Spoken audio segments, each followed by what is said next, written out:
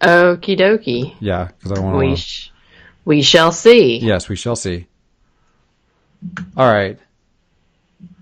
This says we're live. Do you want to check your Facebook on your? Yeah, I'm clicking it now. Yeah. Let's see. Are we live? Oh, yep, we're live. I'm good. Yay! You can hear us. Fantastic.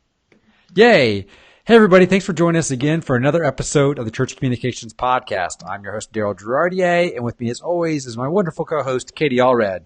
Today's sponsor is TouchPoint. TouchPoint is a church management system built by the church for the church. They are an online church management platform and mobile app designed to work together to keep your church connected at any time and at any place.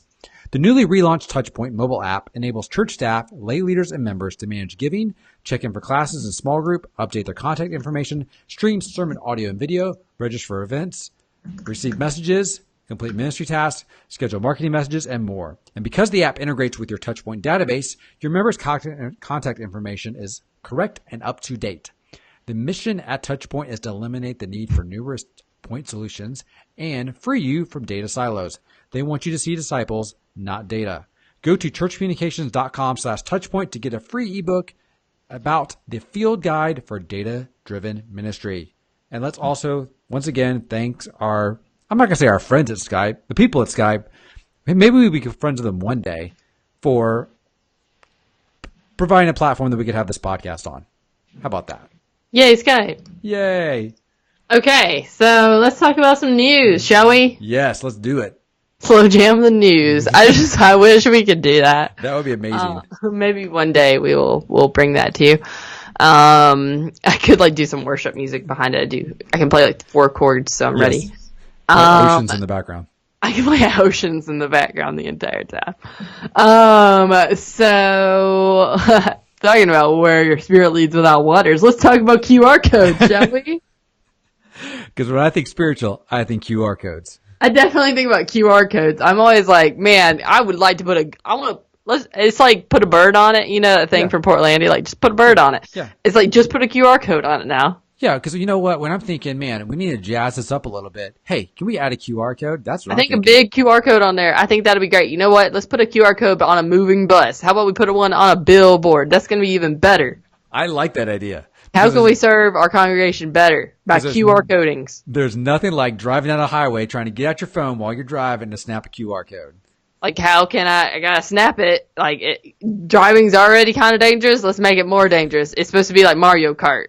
Apparently so. That should be they should make an updated Mario Kart where it's you're texting and driving at the same time. That would be fantastic.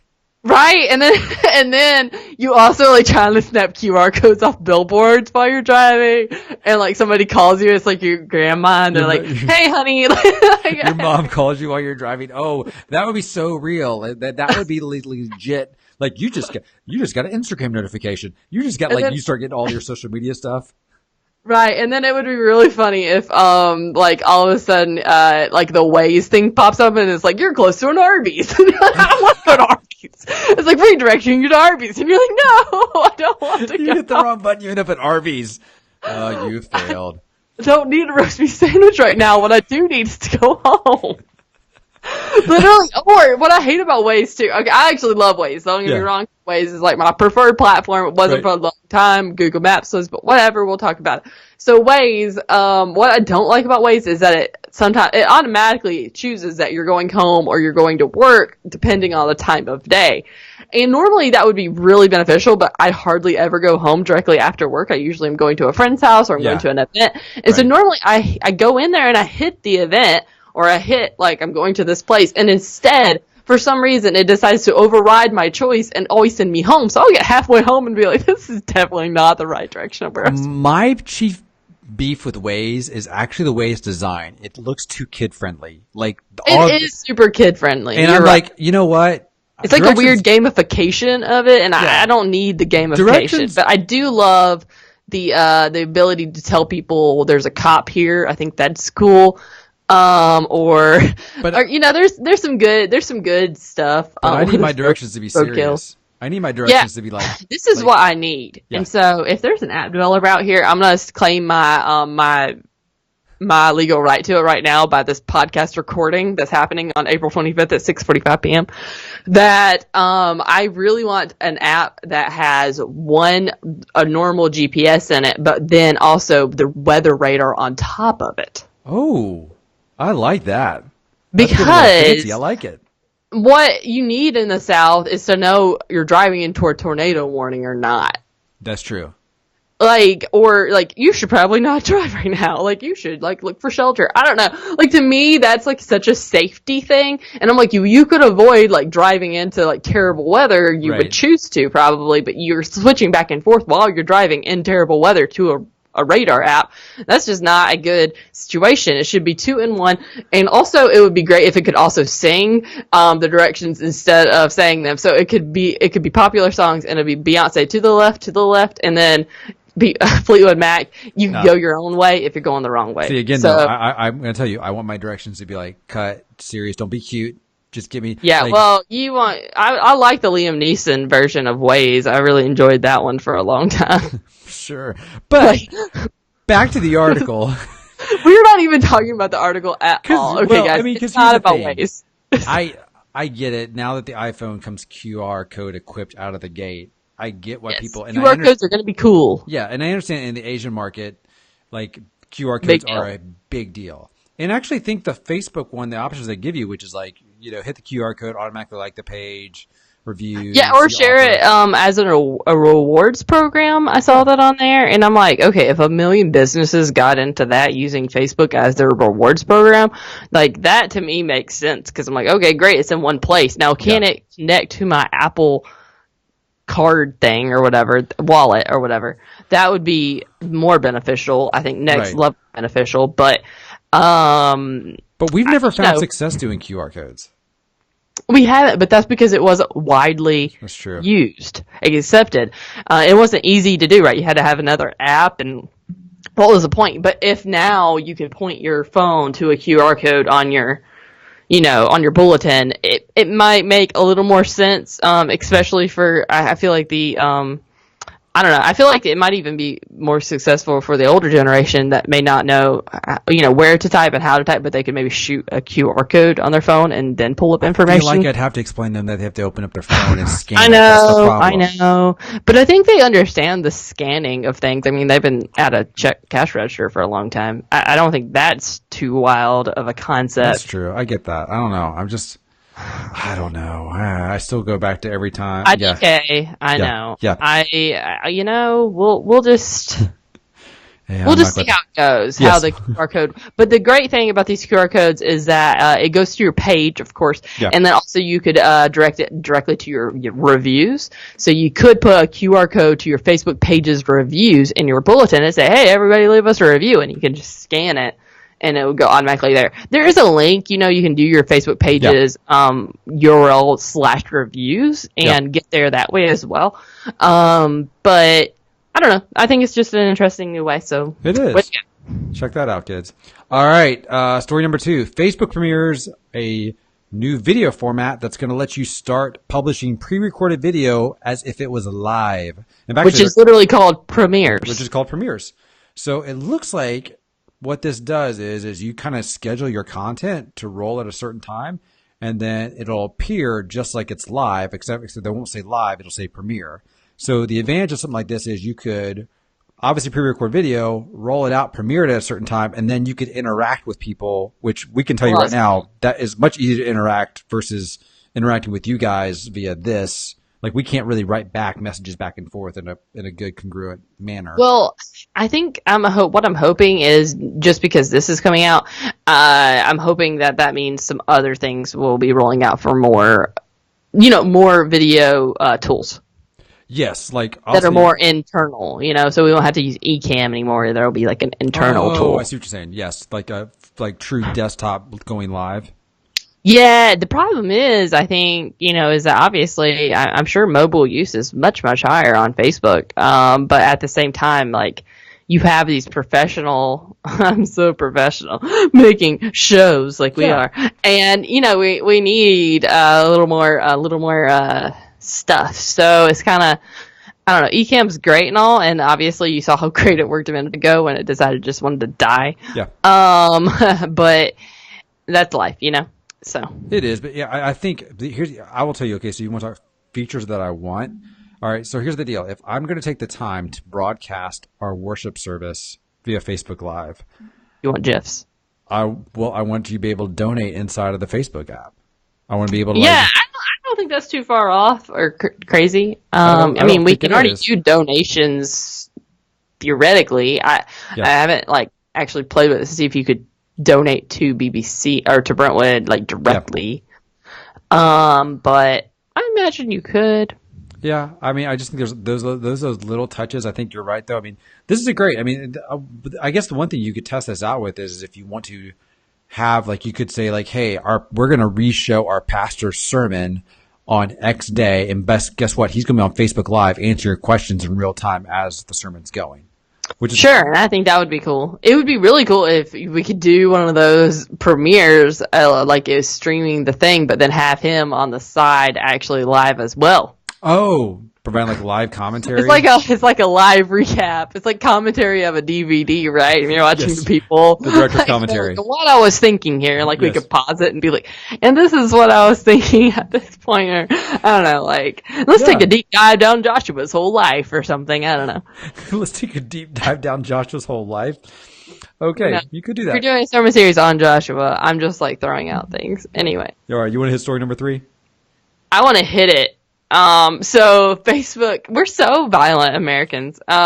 Killed it, crushed it. You want to hit it? Okay, fine. Facebook could be closer to rolling out upvote and downvote options for comments, similar to YouTube. Oh, yeah, YouTube's a good example of that. Yes.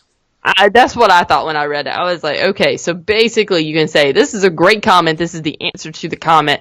These are the comments. Who cares? Yes. Okay, that's great.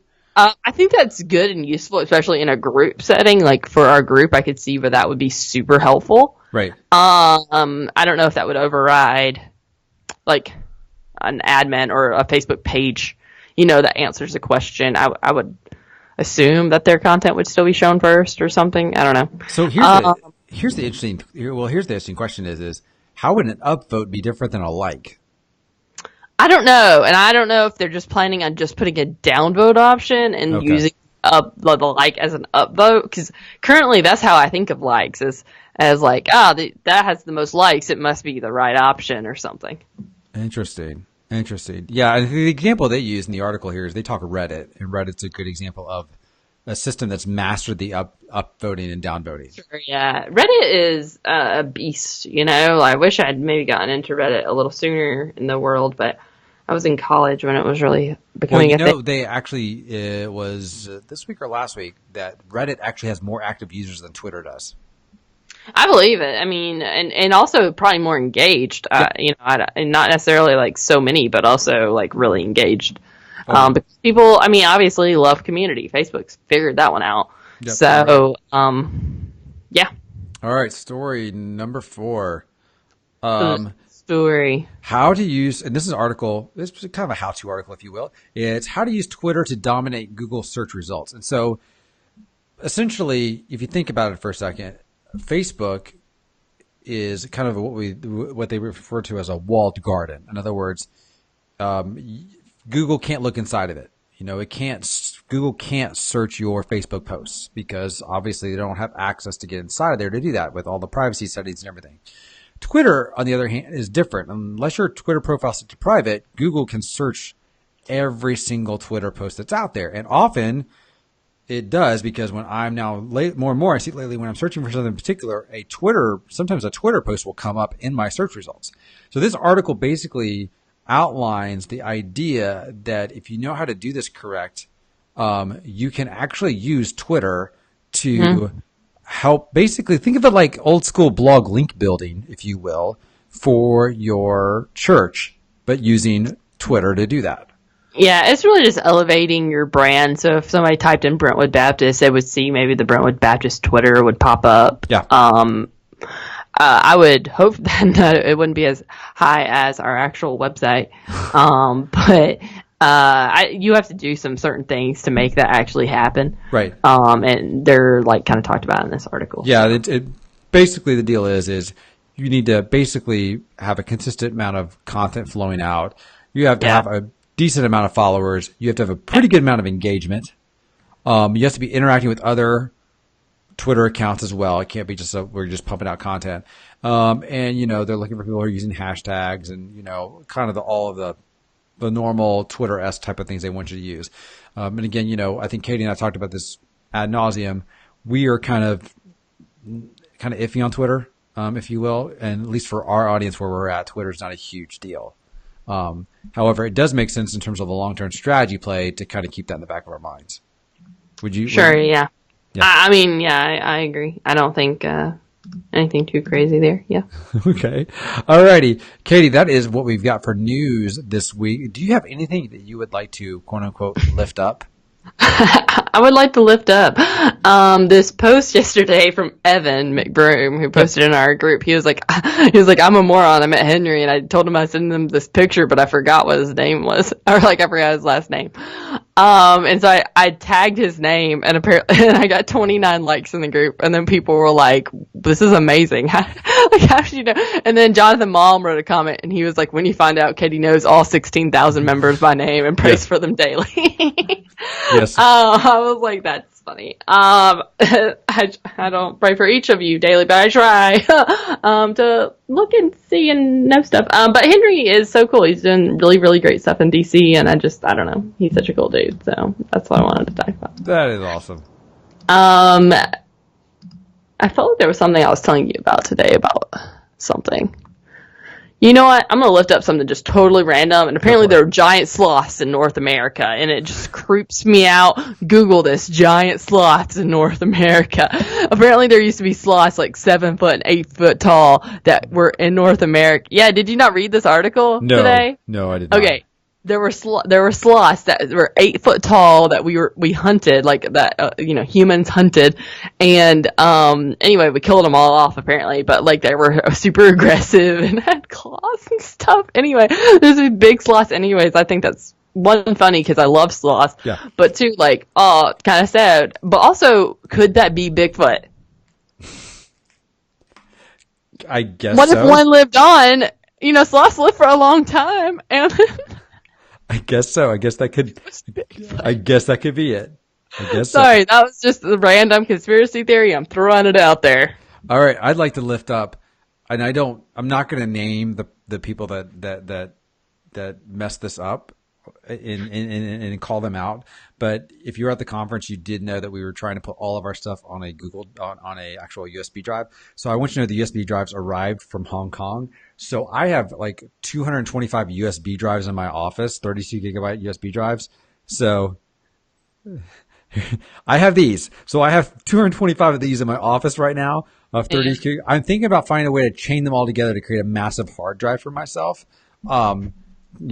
Kind of like one of those data stack drives, like what are those things called? Drobos, like a Drobo of nothing but USB drives. Oh gosh, so you would. I have these in my office. So So anyway, if you're in the area and you want a USB drive, just stop by my office because I have 245. Stop by. Daryl has so many USB drives right now. Yes, I do. So I don't know what to do with them. So I'm not. Did you give them to our staff? I need to give them to our staff because you know what? Nothing says we appreciate you like a USB drive. I mean, come on. The good old fashioned 2006 USB drive. Everybody still uses those, right? Yeah. Why not? So there we go. All the time. So I want to give a shout out to our massive amount of USB drive provider. Truckload of them. So there you go. So there's that. So I'll lift up that this week. I love that. I think that's it. Katie, you got anything else?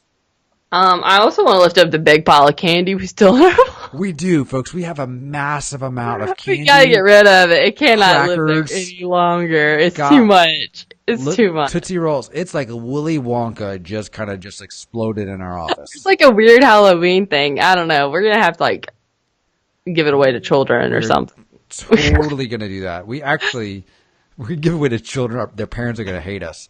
Or, whatever. That's life. Yes. So there we go. So we also have that. So our team is working through that. So there you go. So that's it. Anything else, Katie? I'm going on vacation tomorrow. Yes, Katie's on she's on vacation, so good for her. Bad for everyone else. Yeah. All right. So, by the way, if you listen to this podcast, it would be great if you listen to the audio version, if you could subscribe on iTunes or leave us a rating. We'd love that as well. If you're watching on YouTube, hit that subscribe button. If you're watching on Facebook, hit the like or share button. We'd also appreciate that as well. We hope you guys have a wonderful week and a much deserved weekend break, your Saturday break. And we will see you all again next week. Katie will be back. She'll be off vacation. She'll be rested, excited, Tan. Tan. Where are you going on vacation? I'm going to Gulf Shores. Gulf Shores. I shouldn't tell this. I shouldn't tell the internet this, probably. Like you're that famous? Like you're going to get cyber I'm not stalked down the that Gulf famous, Shores? but I'm just saying, I don't want people to be like, I don't know, creeping or something. Anyway. Please don't creep on Katie when she's at the Gulf Shores of all places, folks. All right, you guys take care, and we will talk to y'all soon. Bye.